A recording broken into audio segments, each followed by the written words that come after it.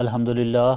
اللہ تعالیٰ کا لاکھ لاکھ شکر ہے کہ مالک الملک نے اپنی یاد کی توفیق اور موقع عطا فرمایا۔ لاکھوں اور کروڑوں درود حضرت محمد مصطفیٰ صلی اللہ علیہ وآلہ وسلم پر، جن کے طفیل مالک الملک نے یہ مہربانی عطا فرمائی۔ سامعین کرام، اللہ تعالیٰ نے قرآن پاک میں ارشاد فرمایا، اعوذ باللہ من الشیطان الرجیم، بسم اللہ الرحمن الرحیم۔ اور لوگوں میں کچھ ایسے بھی ہوتے ہیں جو اللہ تعالیٰ کی رضا کے عوض اپنی جانیں قربان کر دیتے ہیں۔ ایسے لوگوں پر اللہ تعالیٰ بہت مہربان ہے۔ اس سے پہلے آپ کے سامنے یہ بیان کیا گیا تھا کہ ایسے لوگ بھی ہیں جن کا ظاہر اور باطن ایک نہیں ہوتا، اور ایسے لوگ موجود تھے جو نبی پاک صلی اللہ علیہ وآلہ وسلم کے سامنے بھی پیش ہوتے اور آپ صلی اللہ علیہ وآلہ وسلم سے ایسی باتیں کرتے تھے جو بہت خوش کن ہوتی تھی، اور اپنے باتوں پر اللہ کو گواہ کرتے اور قسمیں کھاتے تھے کہ ہمارے دل میں بھی یہی بات ہے جو ہم زبان سے کہہ رہے ہیں، مگر وہ اندر سے منافق ہوتے تھے۔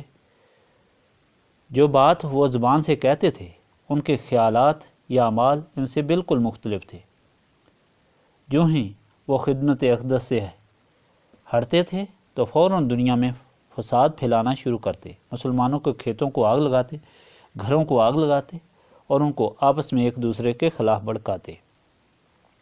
اور اسی طرح فساد کرتے پھرتے تھے۔ انہی کے ایک سردار ابن شریک کے متعلق اللہ تعالیٰ نے یہ فرمان نبی پاک صلی اللہ علیہ وآلہ وسلم کو عطا فرمایا، لیکن یہ قیامت تک حضور پاک صلی اللہ علیہ وآلہ وسلم کے غلاموں کے لیے ہدایت تھی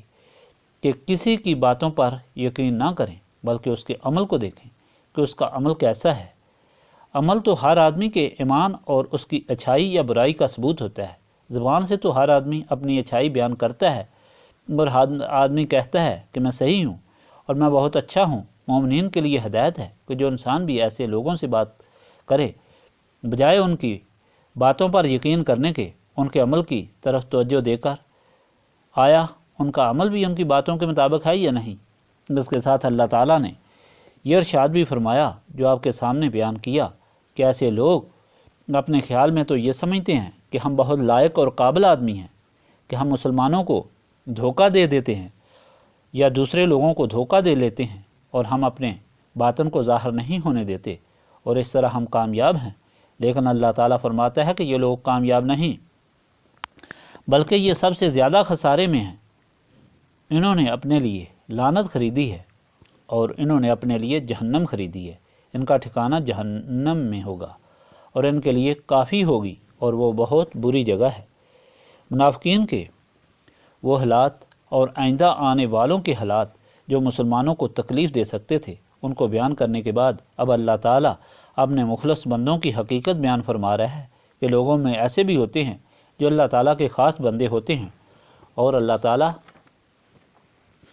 کی رضا حاصل کرنے کے لیے وہ اپنے جان، مال، ماں باپ، اولاد، ہر چیز کو قربان کرنا سعادت سمجھتے ہیں،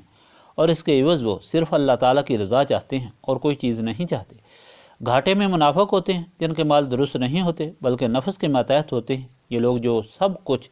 اللہ تعالیٰ کی رضا کے لیے قربان کرتے ہیں، یہ بہت بڑا نفع کماتے ہیں اور بہت اعلیٰ تجارت کرتے ہیں۔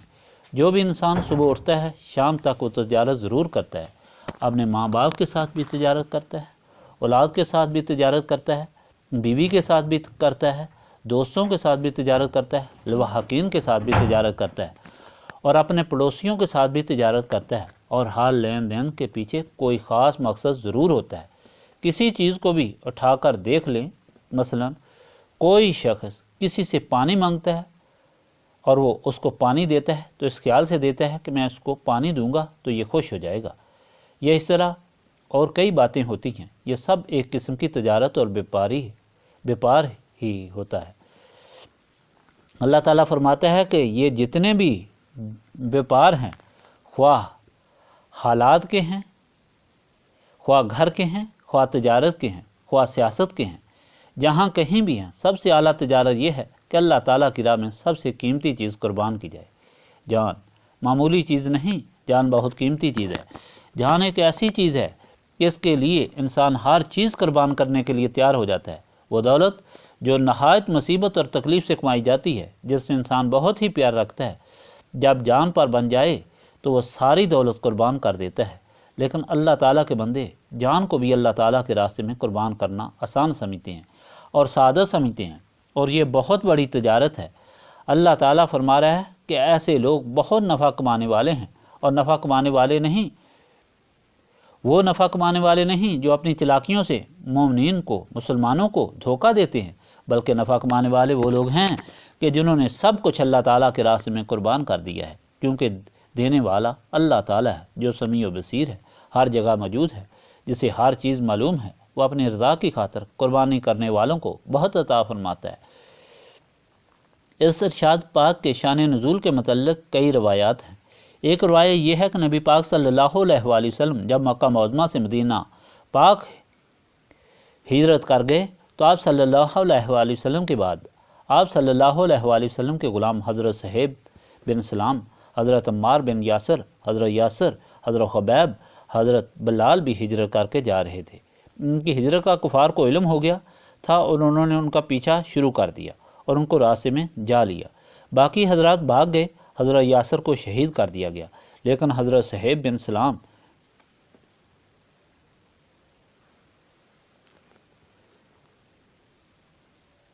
نے اپنی ترکش سنبھال لی جو تیروں سے بھری ہوئی تھی، اور کفار مکہ کو کہا، کیا مکہ کے قریشیو دیکھ لو، میری ترکش تیروں سے بھری ہوئی ہے،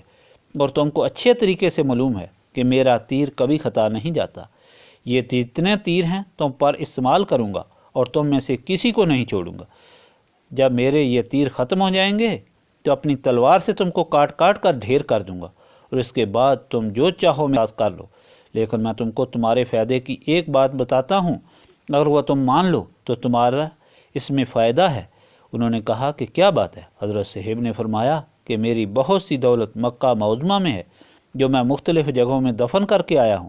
اگر تم مجھے میرے آقا صلی اللہ علیہ وآلہ وسلم کے قدموں میں جانے دو، میرے ساتھ چھیڑ چھاڑ نہ کرو، تو میں اپنی ساری دولت کا تمہیں بتا دیتا ہوں، وہ تم لے لو، لیکن مجھے چھوڑ دو کہ میں اپنے آقا مولا کے قدموں میں جا سکوں۔ کفار نے یہ بات بہت فائدہ مند سمجھی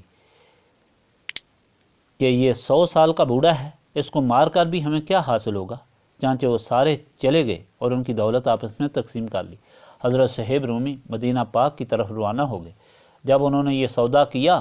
کہ اپنی ساری دولت دے کر نبی پاک صلی اللہ علیہ وآلہ وسلم کے قدم اختیار کیے، تو اس وقت مدینہ پاک میں وحی نازل ہوئی۔ اللہ تعالیٰ نے فرمایا کہ یہ وہ لوگ ہیں جنہوں نے میری رضا حاصل کرنے کے لیے اپنا سب کچھ قربان کر دیا۔ حضرت صہیب رومی جب مدینہ پاک پہنچے تو راستے میں حضرت عمر دوڑ کر ملے اور کہا کہ صہیب، تم نے بہت قیمتی سودا کیا، تم نے بہت بڑا مال لے لیا ہے، تم بہت کامیاب ہو گئے ہو۔ انہوں نے کہا کہ کس طرح؟ حضرت عمر نے فرمایا کہ تمہاری شان میں یہ آیت نازل ہوئی اور تم نے یہ مال دے کر ہمیشہ کی دولت لے لی ہے۔ صہیب رومی بہت خوشی ہوئے اور اسی حالت میں بھاگتے ہوئے نبی پاک صلی اللہ علیہ وآلہ وسلم کے قدموں میں جا گرے۔ حضور پاک صلی اللہ علیہ وآلہ وسلم کی آنکھوں میں آنسو تھے، اور آپ صلی اللہ علیہ وآلہ وسلم نے صہیب کو اٹھا کر اپنے گلے سے لگا لیا اور فرمایا کہ صہیب، تم نے بہت اچھا سودا کیا۔ پھر فرمایا مصیبت، صہیب تم نے بہت اچھا سودا کیا۔ پھر تیسری دفعہ فرمایا کہ صہیب تم نے بہت اچھا سودا کیا، اور اس وقت یہ آیت پڑھی، لوگوں میں ایسے بھی ہوتے ہیں جو اللہ تعالیٰ کی رضا حاصل کرنے کے لیے اپنی جانیں قربان کر دیتے ہیں، ایسے لوگوں پر اللہ تعالیٰ بہت مہربان ہے۔ دوسری روایت اس ارشاد پاک کے متعلق یہ ہے کہ نبی پاک صلی اللہ علیہ وآلہ وسلم کو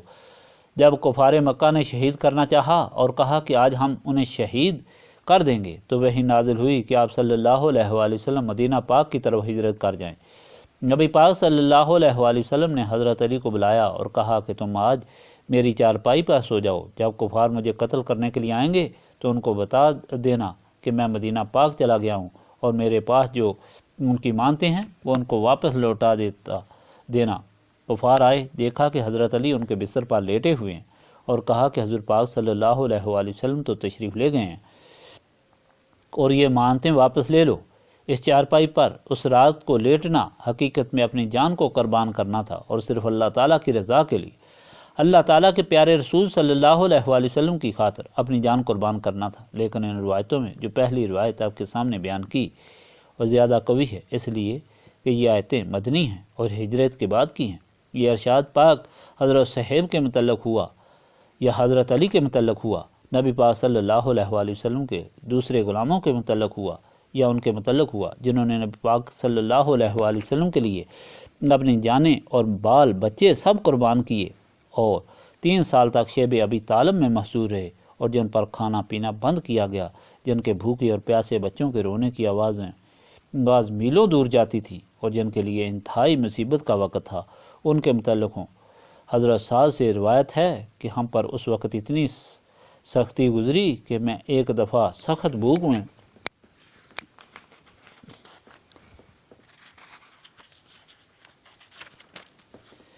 رات کو باہر نکلا تو میرا پاؤں ایک گیلی چیز پر آیا، تو میں بغیر سوچے سمجھے کہ یہ چیز کیا ہے اسے منہ میں ڈال کر نگل گیا۔ پھر مجھے دوسرے دن سخت بھوک لگی تو میں باہر نکلا، جا کر پیشاب کیا۔ پیشاب کرتے ہوئے مجھے محسوس ہوا کہ میرا پیشاب جس پر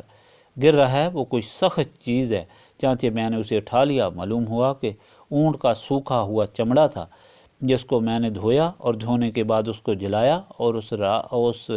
کی جلی ہوئی خاک 3 دن تک پانی کے ساتھ پیتا رہا۔ یہ آیت پاک ان قربانی کرنے والوں کے متعلق تھی یا حضرت بکر صدیق کے متعلق تھی کہ جنہوں نے اپنا مال، جان، اولاد سب اللہ تعالیٰ کے راستے میں قربان کر دیا تھا۔ جب بدر سے واپس آئے اور جس وقت حضرت عبد الرحمن ان کے صاحبزادے مسلمان ہوئے تو حضرت بکر صدیق کی خدمت میں انہوں نے عرض کیا کہ بدر کی لڑائی میں ایک دفعہ آپ میرے سامنے آ گئے تھے تو میں نے آنکھ چرا لی اور آپ کو بچا لیا۔ حضرت بکر صدیق نے فرمایا کہ مجھ کو خدا کی قسم ہے، اگر تم میرے سامنے آتے تو میں تمہاری گردن اڑا دیتا۔ یہ آیت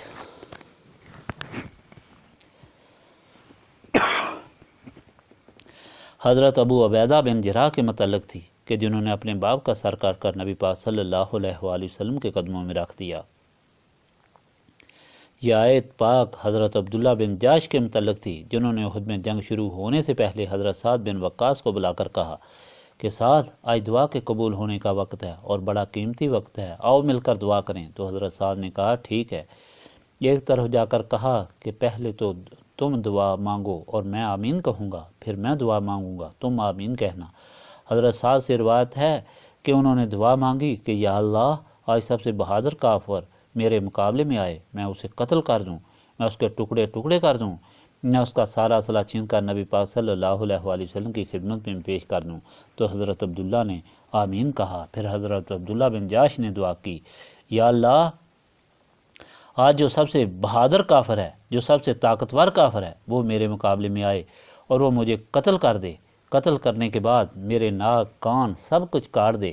اور میں اسی حالت میں اللہ تعالیٰ کے سامنے پیش ہوں۔ تو اللہ تعالیٰ مجھ سے پوچھے کہ عبداللہ، کس جرم میں تمہارے ناک اور کان کاٹے گئے ہیں؟ تو میں عرض کروں گا، یا اللہ، تیرے اور تیرے حبیب کے عشق کے جرم میں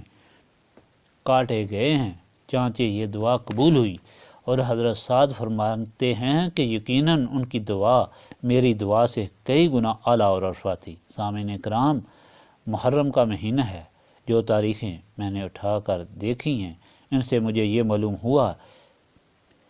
سامعین کرام، پیر صاحب فرمایا محرم کا مہینہ ہے، جو تاریخیں میں نے اٹھا کر دیکھی ہیں ان سے مجھے یہ معلوم ہوا کہ اللہ تعالیٰ کی رضا کے لیے اپنا سب کچھ قربان کر دینے والوں کی تاریخ میں سب سے زیادہ چمکتی تاریخ رسول پاک صلی اللہ علیہ وآلہ وسلم کے جگر گوشہ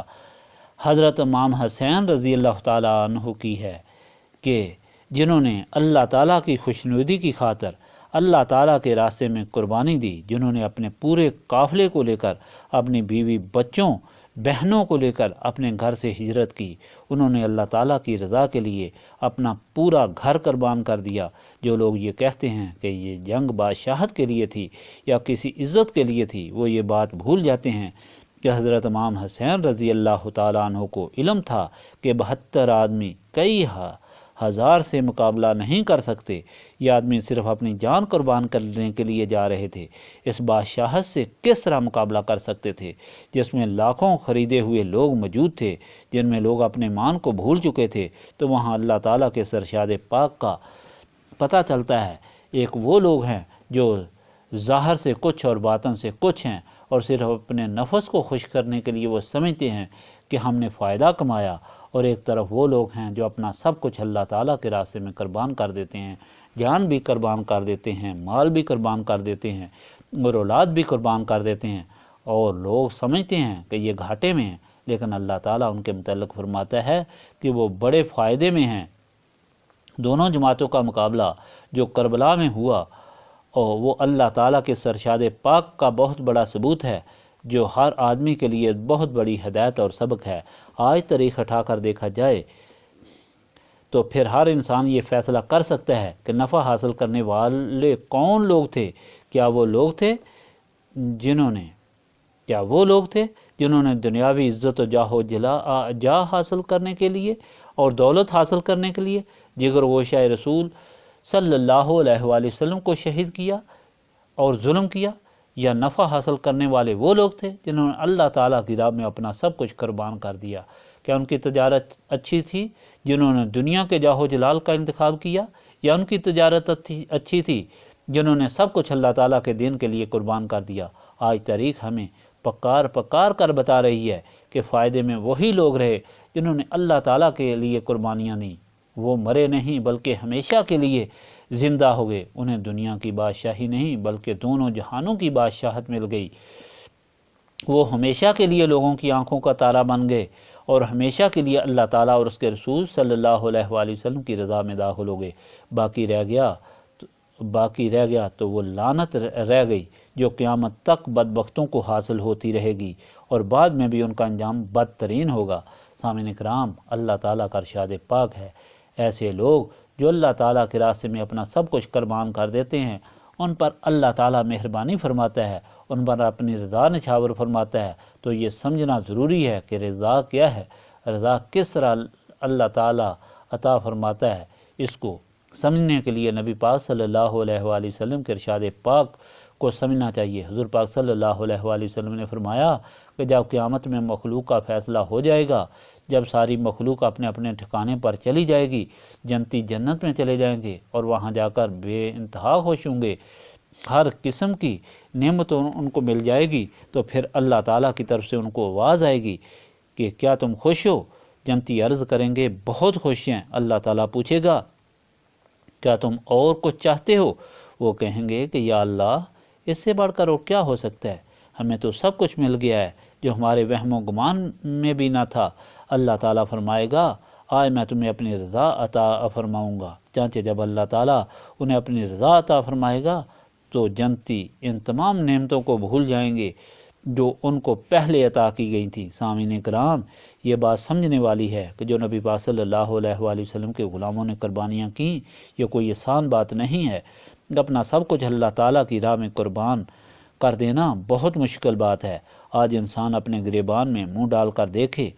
کہ 10 روپے بھی قربان کرنا کتنا مشکل ہے، ایک رات کی نیند قربان کرنا کتنا مشکل ہے، اور تھوڑا سا دکھ برداشت کرنا بھی کتنا مشکل ہے،